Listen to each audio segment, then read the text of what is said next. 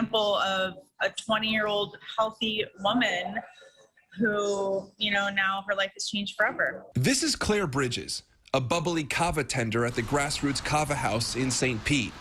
She's sitting in a hospital room right now, facing the unthinkable reality that she's going to have both legs amputated after getting sick with COVID. Claire was vaccinated. She wasn't getting circulation to her legs, and because of that, there was a lot of muscle damage. She was born with a serious heart condition, which led to multiple complications after contracting the virus. She nearly died multiple times, yet still somehow has kept her spirits up. Claire's just such a positive ray of light, and she's just such a wonderful woman. When she woke up and they told her about it, she was very calm and very peaceful, and she just looked at them and said, "I want bionic legs."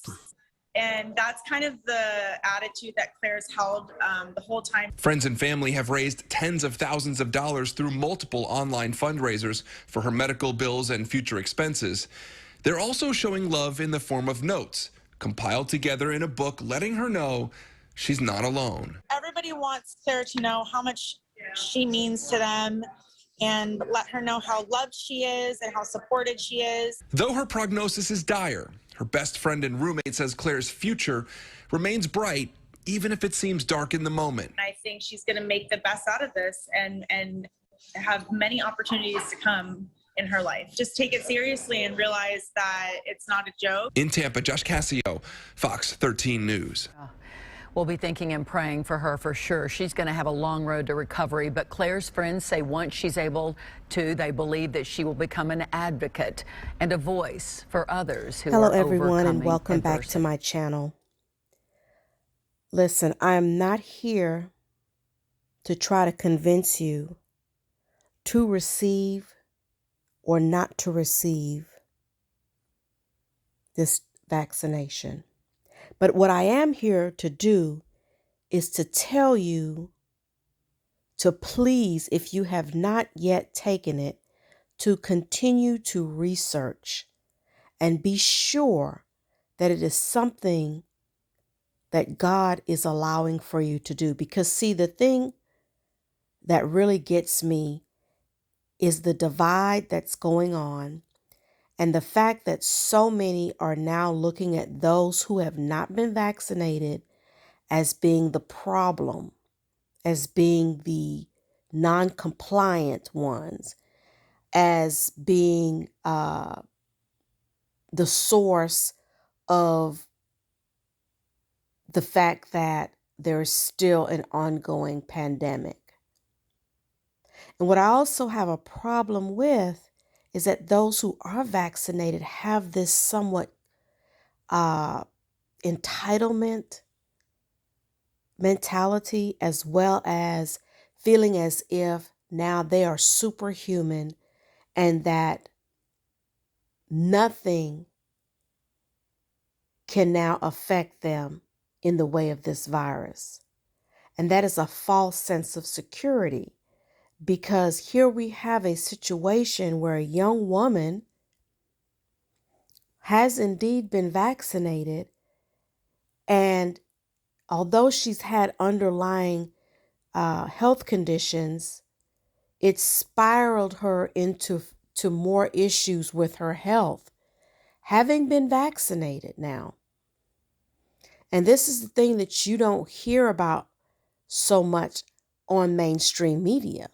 Because what they push more so than anything is that if you don't get it, even the president of these United States went so far as to say, if you don't get it, you're going to get very sick and die.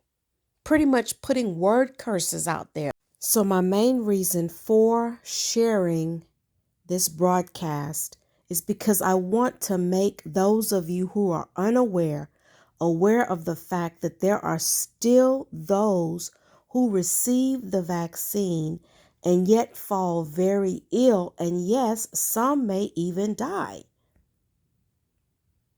So let us not forget that it is Jesus Christ and Christ alone who we must put our trust in, not a vaccine.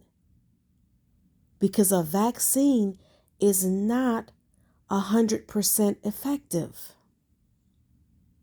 But you have, again, like I said, mainstream media who pushes the narrative to make you believe that it is the end all be all. It is the solution, and it is not. It is not. There have been variants, and there are probably going to be 2 or 3 more variants to this virus. And I just personally believe that we have to come to a place where we just have to accept that we're going to have to just live our lives with this virus in our atmosphere, just like we do with the common flu, just like we do with the common cold. We have learned to adapt and just keep it moving. And stop allowing fear, because it is a spirit of fear that is behind this virus. The Lord showed me this in 2020. I did a video about it. There is a spirit of fear that's attached to this virus. And it has really raised its ugly head. And people need to understand that you have to put your faith in God and not in a vaccine. Man does not have all of the answers.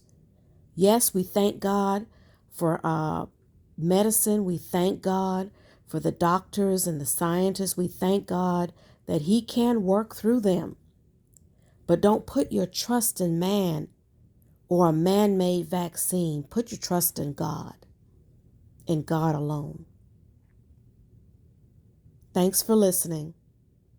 Until next time, be blessed.